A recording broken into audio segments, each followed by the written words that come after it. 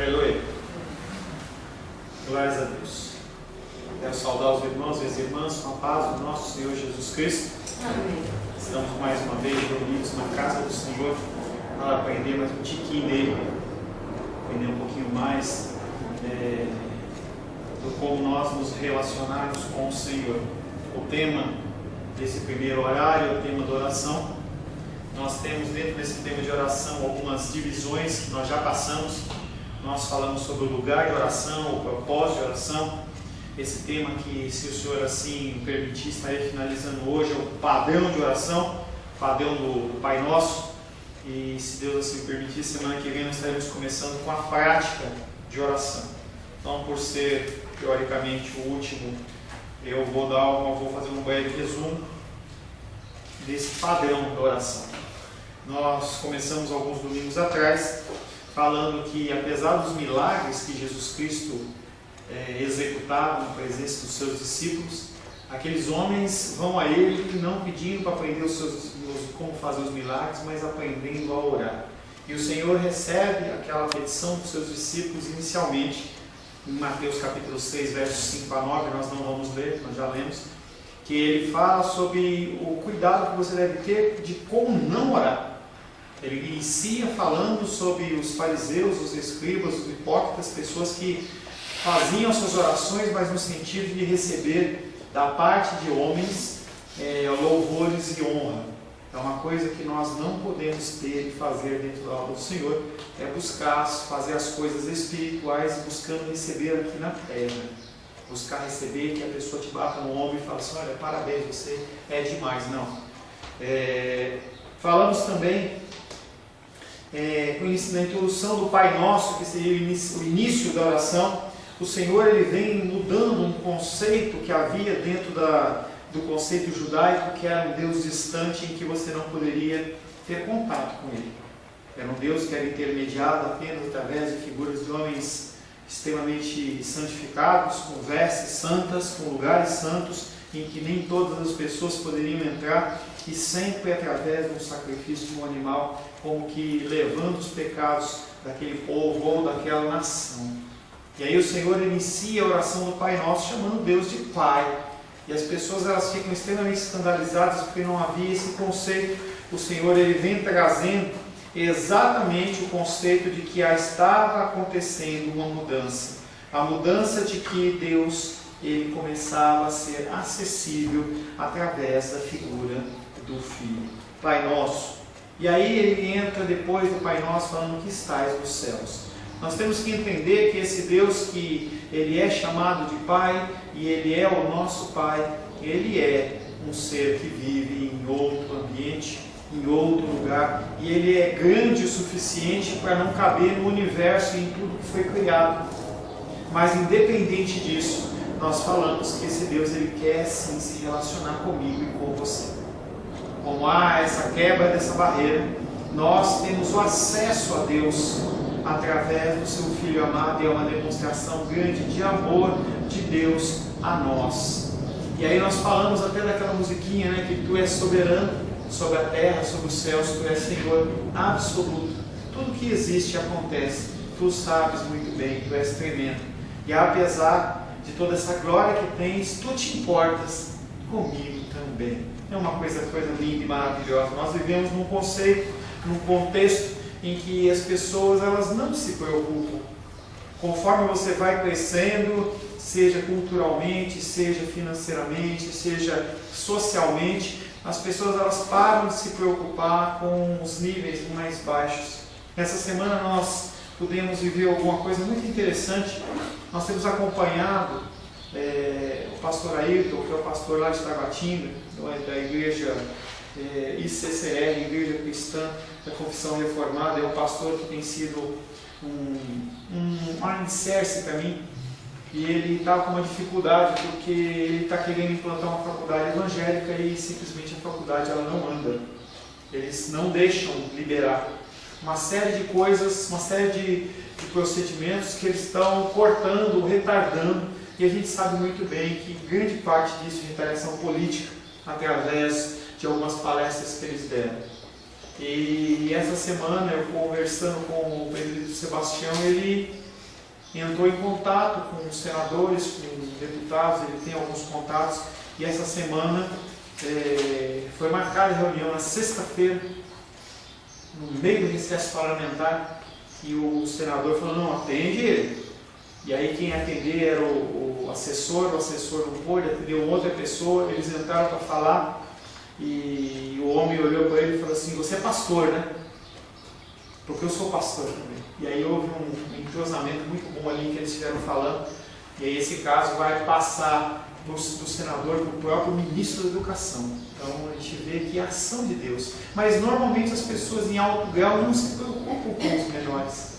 E aí quando a gente vê essa condição de Deus, né, essa grandeza e essa soberania, se preocupando comigo, se preocupando com você, é algo lindo e maravilhoso.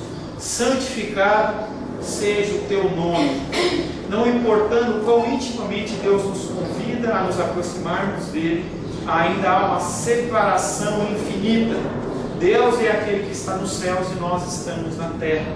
Ele é perfeito e nós somos imperfeitos. Ele é santo e nós somos pecadores. Ele é infinito, nós somos finitos. Nunca devemos esquecer que Deus ele é diferente de nós. E aí a gente vê as pessoas tratando Deus como o cara, como o chegado. E aí a gente tem que entender que apesar de a gente ter sim essa permissão de entrar na presença de Deus, não é desse jeito. Nós temos uma série de regras e protocolos que nós devemos seguir, porque esse Deus ele é santo.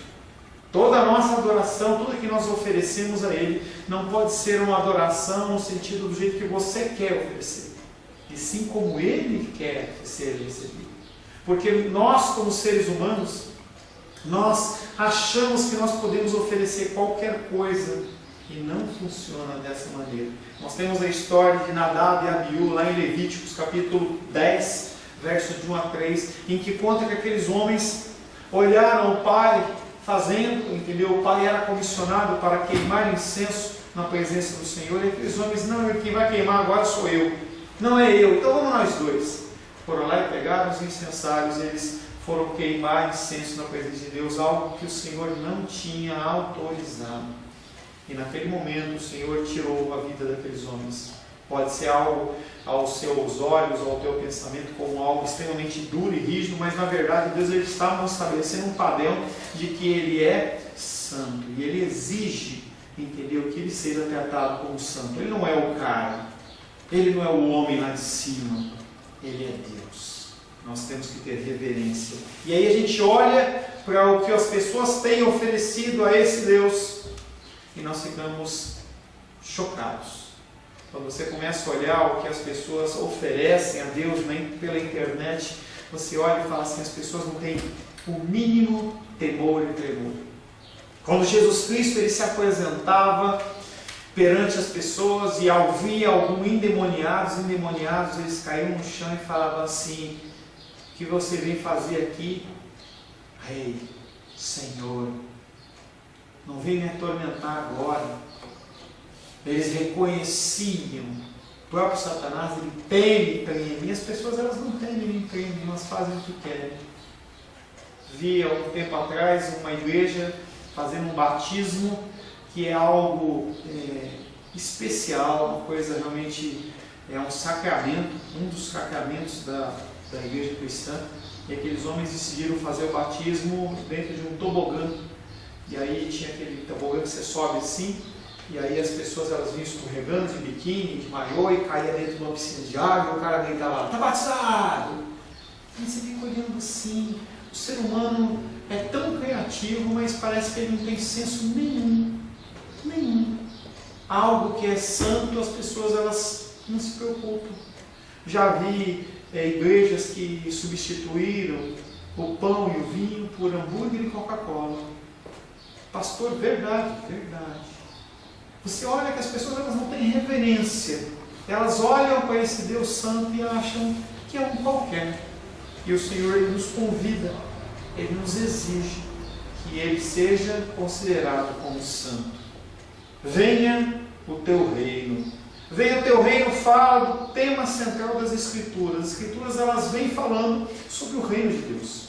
O próprio Sermão do Monte, que é o nosso tema, do segundo período, ele vem trazendo informações e características, coisas que nós temos como cristãos buscar, para que nós possamos ser encontrados dignos de vestir as vestes brancas e alvas como a neve e estarmos no reino do Cordeiro. Algo que nós, pelas nossas próprias forças, não conseguimos, mas nós temos sim a responsabilidade humana. Quando você, num domingo como esse, você acorda cedo, você vem em escola dominical, você está falando para Deus: Deus, eu quero me enquadrar dentro do teu padrão. Eu quero aprender. Não estou enquadrada nesse padrão. Ninguém está. Estou sentindo aqui dentro de mim Não está. desespero. Não estou enquadrada. Mas entenda que nós não estamos, e nós realmente entramos na presença de Deus clamando pela misericórdia dele. Nós não nos apresentamos a ele como pessoas prontas, mas nós nos apresentamos a ele como imperfeitos, em que se o Senhor não olhar para nós com a sua misericórdia, nós seremos consumidos. Esse sentimento de inconformidade, esse sentimento de indignação com o seu interior é algo que é plantado pelo Espírito Santo, no sentido de que nós temos que mudar. Nós temos que mudar. Já falei para vocês, volto a falar, esse sentimento que a dos reis está falando é um sentimento que ontem bateu muito forte no meu coração, em que eu estava resolvendo um problema e eu fui para o quarto e eu chorei. Chorei. E eu orava assim: como eu sou incrédulo, que vergonha, que vergonha. Você já sabe o que eu estou falando. Que vergonha. Esse sentimento. E as pessoas, elas não têm esse temor. E esse pastor de séculos anteriores, pastor Jonathan Edwards, ele prega um sermão falado pecadores nas mãos de um Deus irado. E as pregações naquela época, elas não eram pregações com movimentação, sobe a voz, desce a voz e pula. Não, era simplesmente ele escrevia o texto, subia numa tribuna e ele lia. Não tinha mudança de voz nem nada. E aquelas pessoas ouvindo aquela pregação, elas começaram a se mexer, começaram a se incomodar, e era uma vez de catedral. Eu sei que as pessoas, elas começaram a levantar e abraçar as pilares da catedral. Outros abraçavam o banco, e alguns olhavam para eles e falavam assim: por que você está fazendo isso? Você não tem respeito pela igreja, pelo que está sendo falado? Eu falei: não, você não está entendendo. O que o pastor está falando para mim aí está me constrangendo de tal maneira que esse inferno vai abrir agora e vai me engolir. Eu tenho que me segurar em algo. Constrangimento. Eu preciso da misericórdia de Deus. Tenho necessidade. Venha o teu reino. E aí a pregação de João Batista é: arrependei-vos, porque está próximo o reino de Deus. João 18:36 nós falamos: respondeu Jesus: o meu reino não é deste mundo. Se o meu reino fosse deste mundo, os meus ministros se empenhariam por mim, para que não fosse eu entregue aos judeus. Mas agora o meu reino não é daqui. O nosso reino, a nossa terra, a nossa vivência, ela não é deste lugar. E nós investimos as nossas forças e as nossas energias de tal maneira para nos apegarmos a isso, sendo que a palavra de Deus diz que aquele que quer salvar a sua vida, perdê-la-á. Faça-te a tua vontade. Pessoas que não prestam atenção acham que: Deus, faz a tua vontade, por favor. Como se nós estivéssemos pedindo para Deus fazer a vontade. Na verdade, o que nós temos que pedir é: Deus nos ensina a obedecer. Porque a sua vontade de Deus, ela vai acontecer, independente de você querer ou não, você segurar, bater o pé, não tem isso. A vontade de Deus, ela é soberana e vai acontecer. Esse pedido é um pedido: Deus, me ensina a obedecer. Algo no estilo do apóstolo Paulo, em que ele fala assim: o mal que eu não quero fazer, eu faço. Eu sei que está errado, mas eu faço. O bem que eu sei que eu tenho que fazer, eu não faço. Senhor, nos ensina a obedecer. Faça-te a tua vontade, assim na terra como no céu. Os anjos na corte de Deus fazem o que Ele quer e o que Ele deseja. Nós, como povo de Deus aqui na terra, nós não fazemos. Deus é o formulador da aliança e nós somos os transgressores da aliança. Os comandos são dados e nós somos os que desobedecemos. Eu não estou falando das pessoas que estão fora da casa do Senhor. Essas pessoas, elas estão entregues ao maligno, eles estão já no maligno. Eu estou falando das pessoas dentro da igreja. Pessoas como você e eu, que ouvimos os ensinamentos do Senhor, que temos tempo de leitura da palavra, que oramos. É esse grupo de pessoas que quebra a aliança, porque a pessoa que está fora da aliança não quebra nada. Esse é o problema. Nós como servos, nós como pessoas que nos colocamos como filhos, nós não agimos como filhos.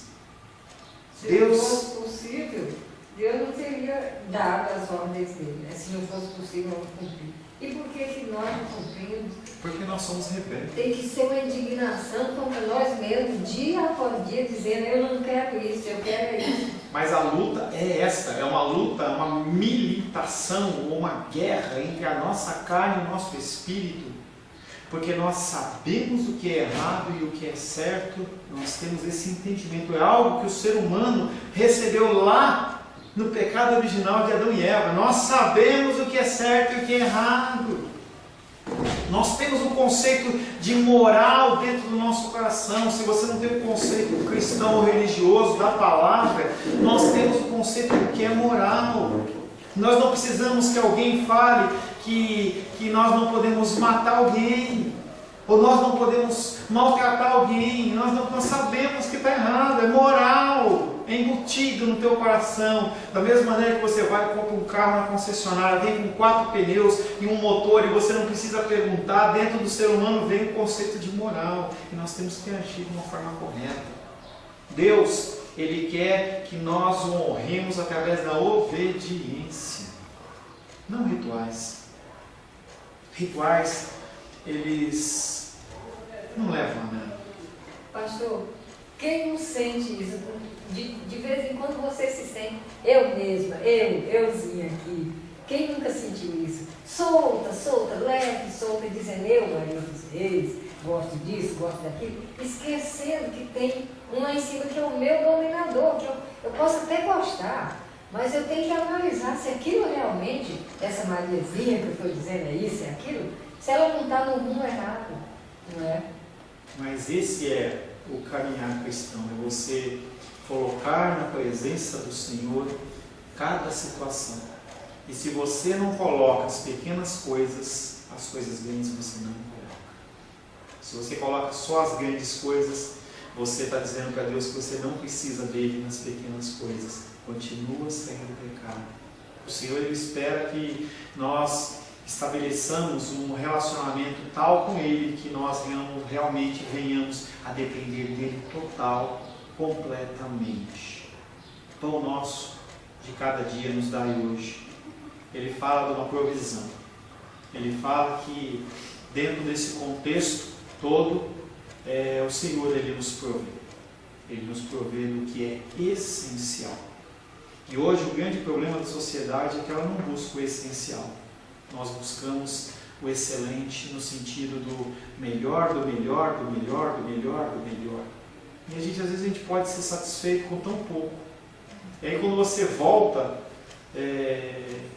algumas décadas atrás, as pessoas elas se satisfaziam com tão pouco. Se pegar a irmã dos Reis e conversar com ela, a infância dela, tinha necessidade de tantas coisas que tem hoje. Como era feliz? Porque se satisfazia com o que tinha.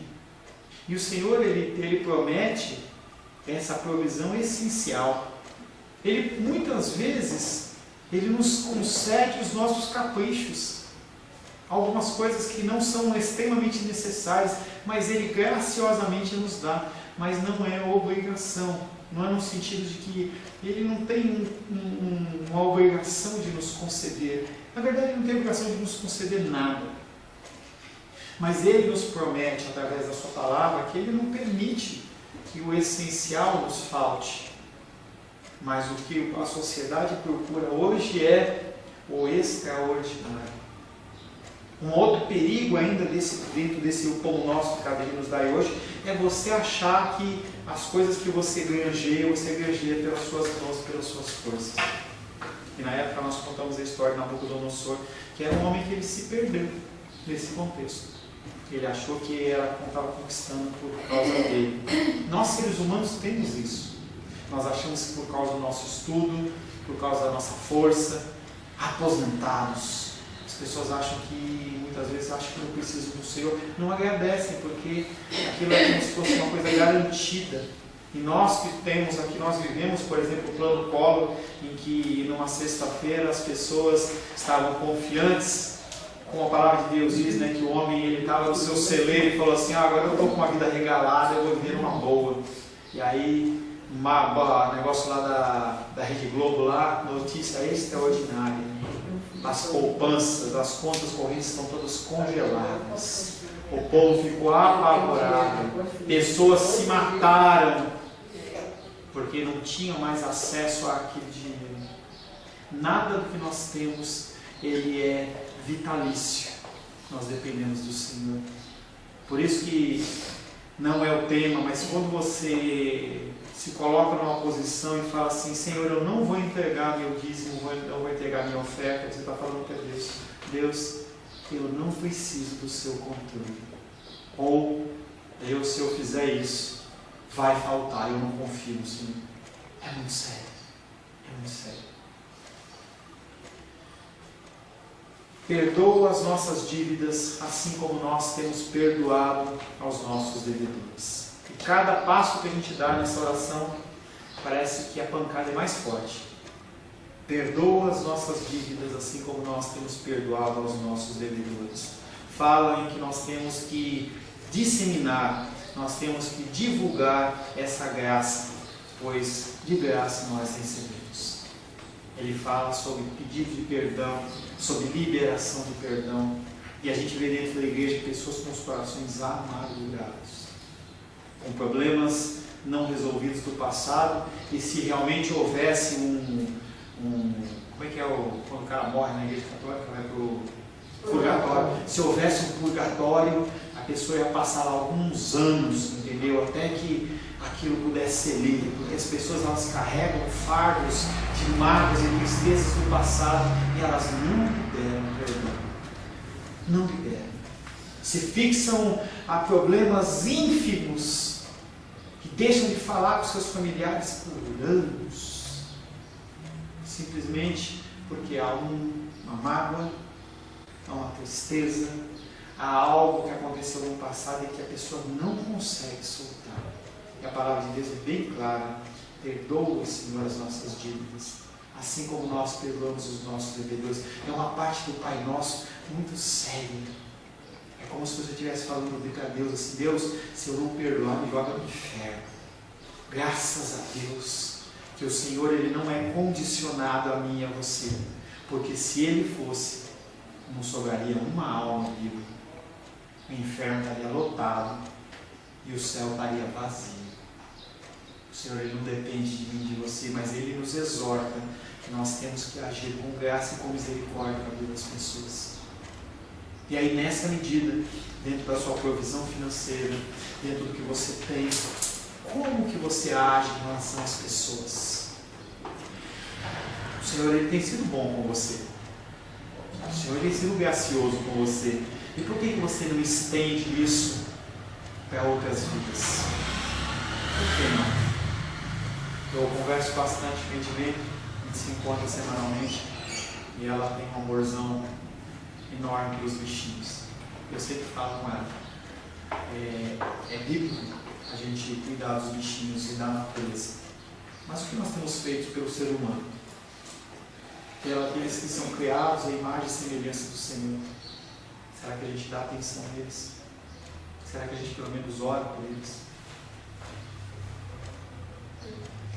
Mesmo que você seja uma pessoa que consiga perdoar, entenda que você não faz mais do que a obrigação. Não há mérito em você perdoar alguém ou você abençoar alguém. É algo que é um pré-requisito. Se você for trabalhar, pegar por exemplo o Gustival lá, você tem horário de trabalho para chegar? Que hora você tem que chegar? Eu sei que seu horário é variável, mas que hora que é o teu horário? 6 da manhã. 6 da manhã. Quando você entra... Você chega às 6 ou chega às 10 para 6? Geralmente 10 para 6. 10 para 5 para 6. 6. Quantas vezes teu chefe bateu no teu ombro e falou assim: parabéns, Lucival, por você chegar 10 para 6? Chefe nunca. Por que não? Porque é obrigação. É obrigação. E a gente troca as bolas achando que é algo que a gente merece ser ovacionado. Não é assim. E a gente tem que entender o conceito cristão, apesar da grande massa de cristãos não agir assim.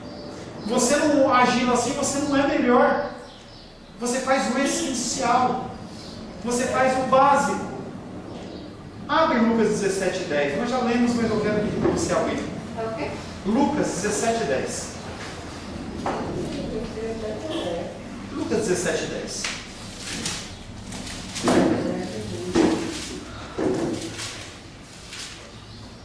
Lucas 17:10. Quero só que você acompanhe, eu vou ler. Lucas 17:10 diz o seguinte: assim também vós, ele está falando nesta manhã com as pessoas que nos ouvem na internet, e com Paulo, com Maria dos Reis, Maria do Rosário, Rosângela, Edilene e Lucival. Assim tendo vós, também vós, depois de haverdes feito tudo quanto foi ordenado, dizei: somos servos inúteis, porque fizemos apenas o que devíamos fazer. Essa é a resposta de Lucas para o teu coração que acha que você é muito legal. Se você acha muito legal. A principal lição do que Jesus está dizendo é essa: pessoas perdoadas perdoam outras pessoas. Fale comigo. Achei um pouco pesado dizer. Mas é pesado. Inúteis. Inúteis. Inúteis. Inúteis. Não, pastor, peraí, também não é assim, né? O Senhor, ele fala que nós somos vermezinhos de Jacó. Verme. Menos que o verme. Pois é. A situação de Lene é: nós não somos nada. Mesmo assim o Senhor nos ama. Isso chama-se amor incondicional. Você não tem nada a oferecer para Ele. Eu não tenho nada a oferecer para Ele. Sim, mas você está pelo menos fazendo o que foi ordenado. Está fazendo o que foi ordenado. E ainda assim é inútil. Exatamente. Não faz mais do que obrigação. Que era ordenado. Podia ter ido além. Ó. Não, podia ter ido além. Podia, não foi. Serve inútil. Nesse momento, os discípulos olham para Jesus e falam: é lógico que não é, mas poderia ser, eu estou fazendo uma montagem. Senhor, quem subirá ao santo monte do Senhor? Quem está habilitado? Eles caíram na realidade. Quem está habilitado? Ninguém. É só pela graça, é só pelo amor do Senhor. Agora, depois de 35 minutos de revisão, vamos à reta final. Ainda dentro de perdoa as nossas dívidas, assim como nós perdoamos os nossos devedores. Há um texto de João que ressalta uma das marcas de um cristão como a sua atitude contínua de pedir perdão, que é o que o texto está falando. Nós temos que pedir perdão. O tempo do verbo grego é um termo que chama, é um tempo verbal, como nós temos presente do indicativo, futuro do presente e tal. Dentro da língua grega tem um termo que chama auristo. Auristo quer dizer uma coisa que não é passado, não é presente, não é futuro, mas que age de maneira contínua. Abre aí 1 João capítulo 1. Nós já lemos esse verso e eu não anotei aqui para localizá-lo. 1 João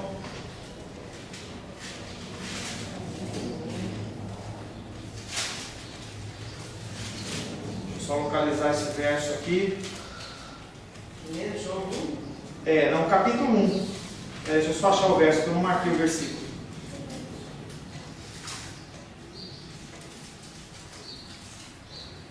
Verso 9. 1 João 1, 9. Vou ler também que nós já lemos na semana passada. 1 João 1, 9. Se confessarmos os nossos pecados, Ele é fiel e justo para nos perdoar os pecados e nos purificar de toda injustiça. O desejo de perdão distingue o cristão. Esse incômodo. esse convencimento de que realmente você está errado em alguma coisa.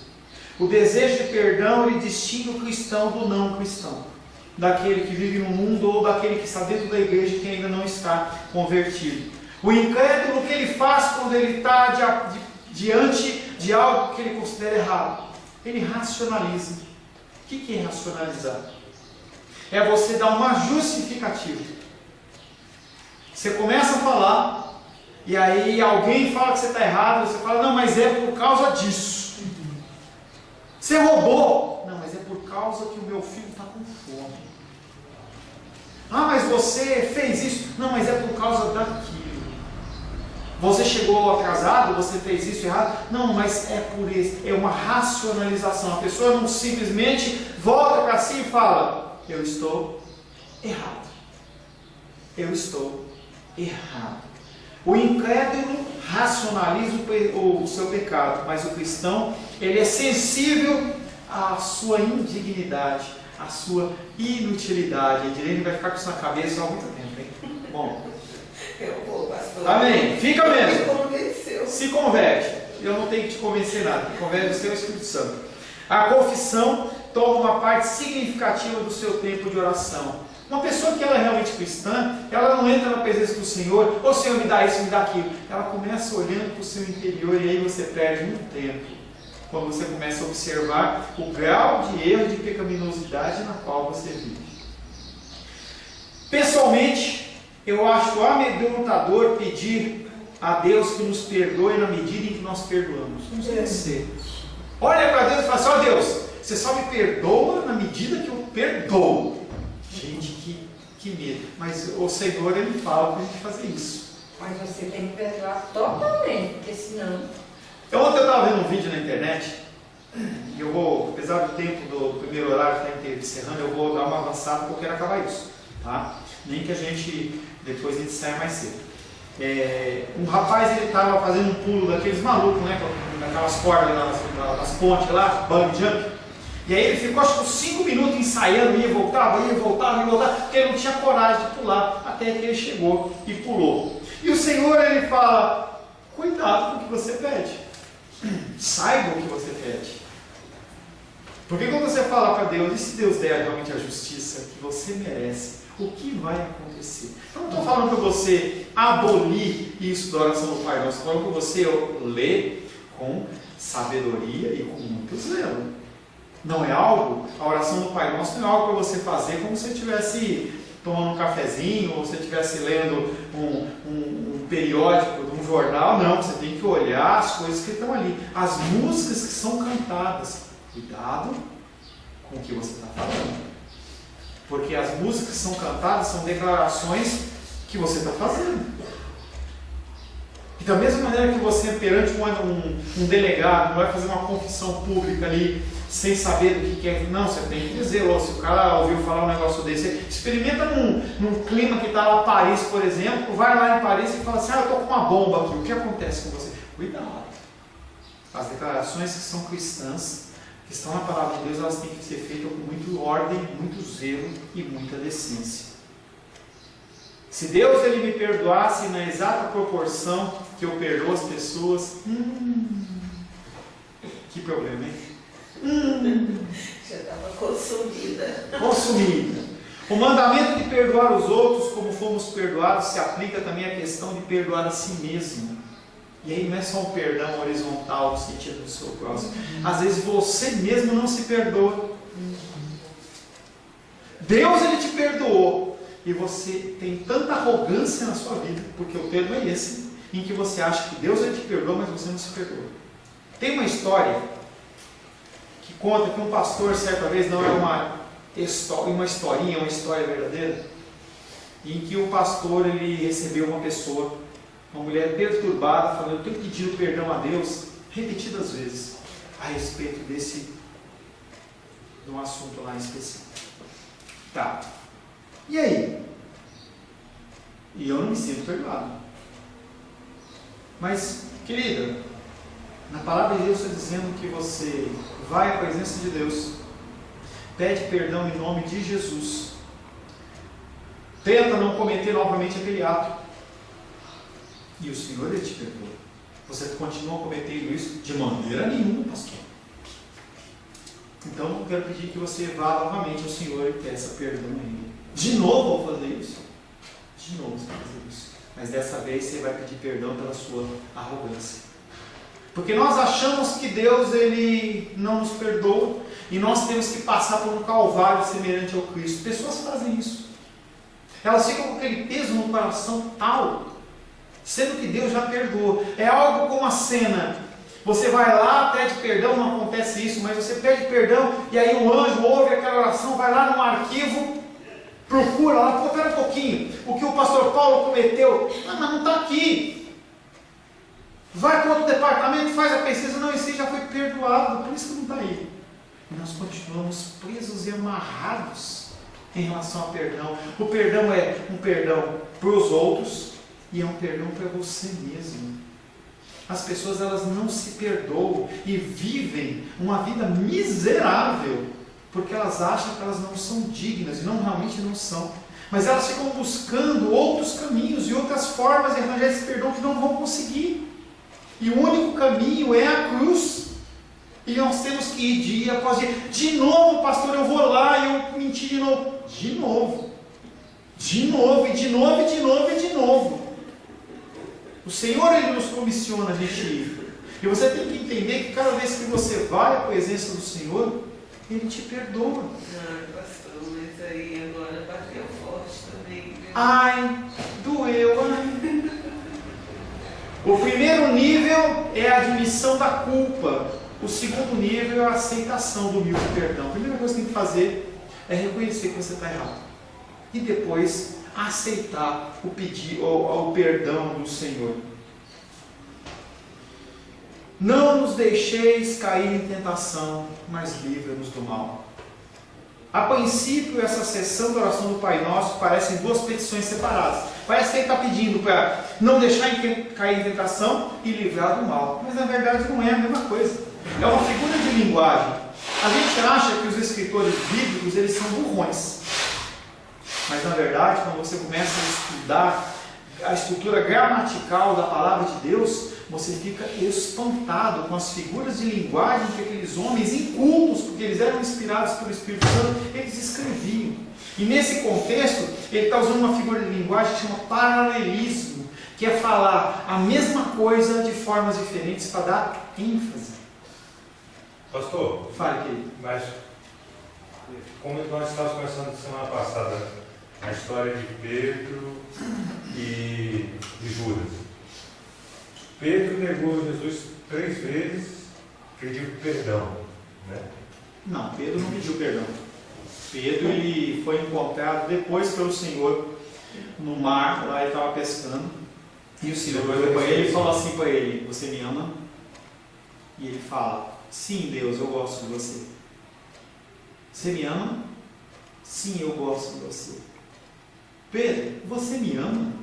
Senhor, tu sabes de todas as coisas, tu sabes que eu te amo, minha vida é tua. Naquele momento, ele reconheceu o pecado dele, ele se arrependeu e ele recebeu perdão. Tanto que a vida de Pedro, dali para frente, ela não foi aquela vida de ui, não, ele foi o líder dos apóstolos, ele direcionou a igreja. No caso de Judas, não. Judas, ele identificou o erro nele, tentou resolver de forma humana, que era devolver o dinheiro para os sacerdotes. Os sacerdotes não receberam aquele dinheiro. E ele saiu amargurado ali. Não foi na presença do Senhor, não fez nada. Simplesmente ele tentou eliminar a sua própria vida. Porque o peso do pecado, ele pode gerar o arrependimento ou o remorso. São duas coisas diferentes. Mas será que ele não sentiu arrependimento ao jogar as moedas lá no templo? Ele tentou resolver aquilo de uma forma humana. Se ele tivesse sentido arrependimento, ele estava vivo, ele tinha esperado o Senhor. De alguma maneira, Deus iria se reconciliar com ele. E essa questão de nós não nos perdoarmos, já que Deus perdoa a gente, isso não é um remorso?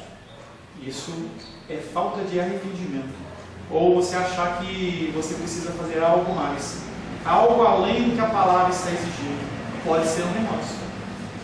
Eu acho que dependendo da isso é situação. orgulho, porque Orgulho. É que depende da situação, cada situação é uma Você situação. não aceita que Deus te perdoa. Eu acho que está mais tranquilo isso aí. Depende da situação. Entender que... Não seria humilhação também, pastor? O quê? A pessoa achar que não merece o perdão de Deus. Às vezes você cometeu um pecado, você se arrepende, Deus te perdoa, mas você ainda se sente humilhado por ter feito. Não, querida, mas o entendimento é que você está achando que o perdão de Deus não é É suficiente. uma falsa humilhação. É uma falsa humilhação. Você está tendo uma baixa autoestima, você está procurando alguma coisa dentro do seu coração para justificar e você quer mais, você quer alguma coisa que a palavra de Deus está falando que não precisa. O próprio Deus está falando, você está perdoado. É como se você estivesse preso numa prisão, o juiz fala assim, olha, você está livre. Você já cumpriu 10 anos de prisão. Você fala assim, não, eu mereço mais 10. Você já viu alguma coisa? Mas eu preciso mais 10. O que eu fiz, não, mas ninguém faz isso. Você não aceita o perdão de Deus. Nós não aceitamos o perdão de Deus. É uma inconformidade com o que o Reis está falando no teu coração, tal em que você fica tão indignado nisso aí, na sua situação, em que você fala, não, eu tenho que apanhar mais. Mas Deus está falando, não. Por isso que é a graça. O ser humano não entende isso, o conceito da graça. Porque a gente acha que na mesma medida que você pagou, você tem que pagar. Eu estava vendo uma série ontem com a Rosângela em relação a isso. O cara, ele era um cara que era um enfermeiro e ele fazia o seguinte, ele acompanhava casos. Então, se por exemplo ele via um caso que uma criança ela tinha sido abusada no sentido de violência física pelo pai, ou pela mãe, ou por quem quer que seja, depois ele catava a pessoa e ia reproduzindo na pessoa tudo que ele tinha feito com o outro. Absurdo. E parece que nós queremos que aconteça isso conosco, mas não vai acontecer. Porque o Senhor, graciosamente, Ele leva o pecado.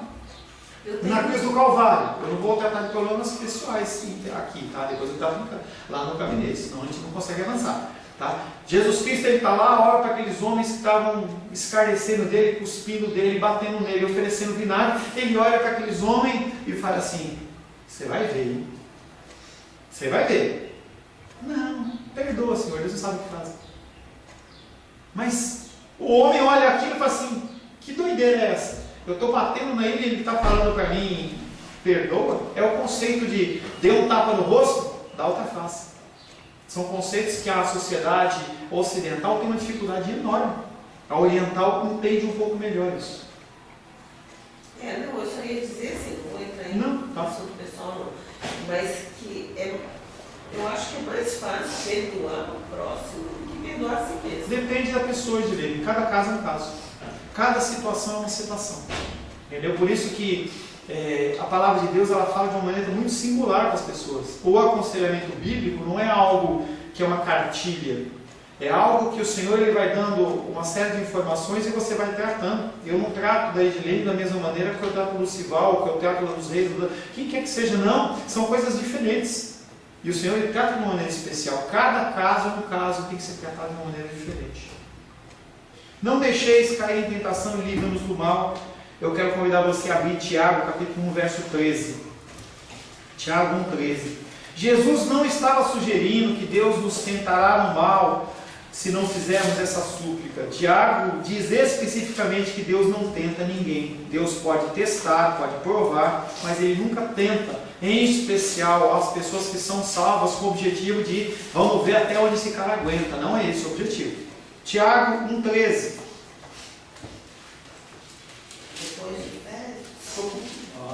Não achou? Aí faz tempo que eu não vejo se achar um texto aí, pode ler. Ninguém ao ser tentado diga, sou tentado por Deus, porque Deus não pode ser tentado pelo mal e Ele mesmo a ninguém tenta. Entendendo que essa carta ao Tiago ela não foi escrita para o mundo, para a pessoa que não acredita, está escrevendo para uma igreja, para um grupo de pessoas cristãs, pessoas que aceitaram realmente o Senhor. Entenda que sobre a vida dos salvos, sobre a vida dos eleitos de Deus, não há esse tipo de coisa de Deus agir para ver até quanto você aguenta e vamos ver se eu consigo quebrar esse cara. Não existe isso. As situações aos quais eu vivo e você vive, que são reveses, elas têm o objetivo de fazer cada vez mais você se aproximar de Deus. Esse é o objetivo. Esse é o objetivo. Entendendo que nem toda tentação procede de Satanás. Muitas tentações, talvez a grande maioria das tentações, nasce no seu coração. Porque você cobiça coisas que não são para você ter. Ou posições, situações que não é para você viver. O ser humano hoje ele vive uma condição de insatisfação total, completa e restrita. Ele quer porque quer, porque quer, porque quer. E aí ele entra numa condição de ele mesmo se coloca em situações que são danosas na sua própria vida. O apelo para evitar a tentação e a petição por livramento do mal são a mesma coisa. A tradução desse versículo em português não é a melhor, porque o mal do qual Jesus falou não é o mal no sentido geral. No grego, a palavra traduzida por mal é de gênero neutro. Nessa seção da oração do Pai Nosso, a palavra está no gênero masculino. Jesus estava dizendo que devemos pedir ao Pai que nos livre da tentação do maligno. Senhor, não permita que o maligno nos prove, nos teste, porque nós vamos cair. É aquela condição de que Jesus Cristo estava com Pedro, olha para Pedro e fala assim: Pedro, Satanás ele pediu para peneirar você, para testar você, mas eu não deixei. É a condição que o Lucival falou. Se Deus não tivesse, Jesus Cristo não tivesse intervindo ali, possivelmente, ou poderia acontecer de Pedro também se matar, talvez. E aí naquele momento a graça do Senhor gera no coração dele não o remorso, mas o arrependimento. Ele estava meio enrolado com esse versículo, mas ele já melhorou. Jesus estava nos dizendo que peçamos ao Pai que construa uma cerca ao nosso redor, nos protege, nos protege. O pedido não tem o propósito de evitar as provações do mundo. Você não vai ficar livre das provações do mundo sendo cristão. Esse contexto cristão aí que os caras começam a falar, olha, veio para a igreja que as suas lutas acabaram, isso não existe. Pare de sofrer. Pare de sofrer. Não. Você vai simplesmente ter consciência daquilo e saber lidar com aquilo, é diferente. João capítulo 17, verso 15 diz: não peço que os tire do mundo, e sim que os guarde do mal. Jesus Cristo falando, não tira eles do mundo, mas guarda eles, protege eles, mantém o Satanás afastado, que eles possam ouvir mais a voz de Deus do que as tentações de Satanás. Nessa parte da oração pedimos a presença redentora de Deus. Sem essa presença somos presas fáceis do inimigo. Se ele tirar a proteção, já era. Pense em Pedro quando ele terminou de expressar entusiasticamente a Jesus a extensão do seu compromisso. Ele olha para Jesus Cristo e fala assim: se tiver que morrer com você, eu morro. Jesus Cristo olha para ele e fala assim: Pedro, hoje mesmo você vai me negar, Pedro. Não, que é isso? Pedro, menos Pedro. Faz parte, você vai passar por uma prova grande. Pedro, ele acho que não acreditou até o momento em que o galo fez copalicó terceira vez. Eu fico imaginando o constrangimento dessa cena. Imagina o constrangimento dessa cena. Pedro era machão, figura do machão, pelo menos a Bíblia relata assim. Dá uma pancada, puxa a espada, não vou não, não vou. E aí ele nega, e aí o galo canta. E aí eu não sei se aconteceu dessa forma, mas imagina Jesus Cristo passando e só olhando para ele, sem falar nada. Imagina o coração desse homem como ficou. Constrangimento. Se não fosse a intercessão de Cristo em favor de Pedro, ele teria se perdido. A sua fé teria fracassado. Não somente temos Jesus a interceder por nós para nos proteger do inimigo, mas também nós devemos pedir a Deus que nos guarde seguro nas mãos do inimigo.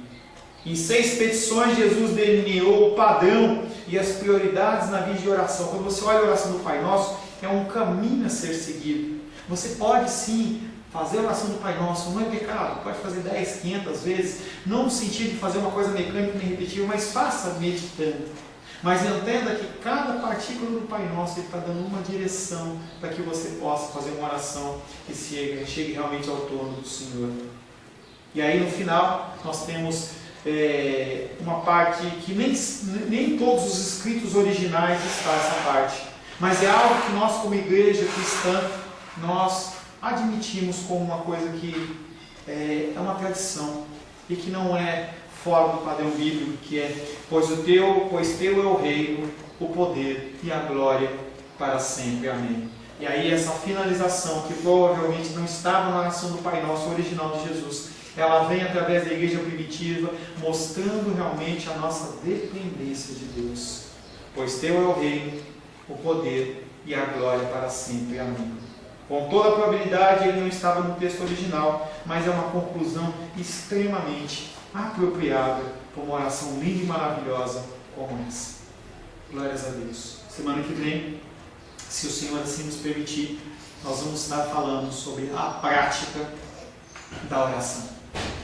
Prática que eu não tenho e você não tem. Feche seus olhos. Senhor, em nome de Jesus, queremos louvar, adorar e bendizer o Teu santo nome por esse tempo em que nós estivemos estudando esse padrão de oração, Pai. Nós queremos pedir ao Senhor que o Senhor possa nos iluminar, falar conosco, Pai, para que nós possamos nos colocar mais e mais à Tua disposição, orando, Pai, segundo o Teu querer e segundo a Tua vontade. Nos conforme à Tua vontade, servos inúteis que somos. Em nome de Jesus. Amém. Glória a Deus. Senhor, me dá licença. A paz seja convosco. Meu nome é Paulo César. Eu sou pastor da Igreja Cristã Semente de Vida, aqui em Brasília, Distrito Federal. Me alegro que a palavra tenha te alcançado. A palavra faz isso. Ela alcança as pessoas aonde quer que elas estejam. E você foi agraciado com esta palavra. Não que eu tenha nada especial a te dizer. A palavra ela é suficiente e ela usa quem ela quer. E eu me alegro por ter sido um canal para poder te abençoar. Mas eu quero te dizer que não basta você ser um ouvinte. Não basta ser uma pessoa que se alegra quando você ouve a palavra de Deus. A vida ela é feita de decisões. Se você está ouvindo essa palavra hoje, eu creio que o Espírito Santo tem um propósito especial com você. Muito mais do que prosperidade, muito mais do que uma cura física, uma cura emocional ou espiritual, Ele quer te alcançar para a vida eterna. Nós investimos nosso tempo, nós investimos as nossas forças em coisas terrenas, mas o Senhor Ele tem muito mais a oferecer. Ele tem sim para você a cura, Ele tem sim para você a prosperidade, mas Ele tem muito mais que isso. Submeta-se a um Deus que Ele é capaz de mudar e transformar a sua vida por completo. Creio que o Espírito Santo Ele é capaz de tocar o teu coração. Quero pedir que você curve a sua cabeça. Senhor, em nome de Jesus, coloco na tua presença essa vida que ouve esta ministração, que ouve esta palavra. Pai, eu não tenho capacitação nenhuma, mas o teu Espírito Ele é capaz sim de tocar nesta vida, gerar nela mudança, transformação, arrependimento, e que ela possa simplesmente bater no peito, convencendo-se que é pecadora e que precisa de um Deus salvador. Não há um caminho a ti, meu Deus, que não seja através de Cristo. E eu lhe peço, Pai querido, que você alcance essa vida e ele possa sim tomar uma decisão pessoal pelo Senhor, em nome de Jesus. Amém. Amém, meu querido. Amém, minha querida. Fico contente que você esteja ouvindo essa ministração até o fim.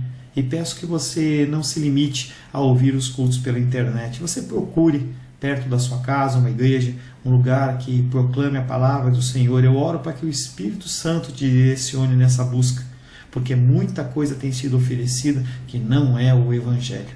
Eu abençoo a sua vida em nome de Jesus. Amém.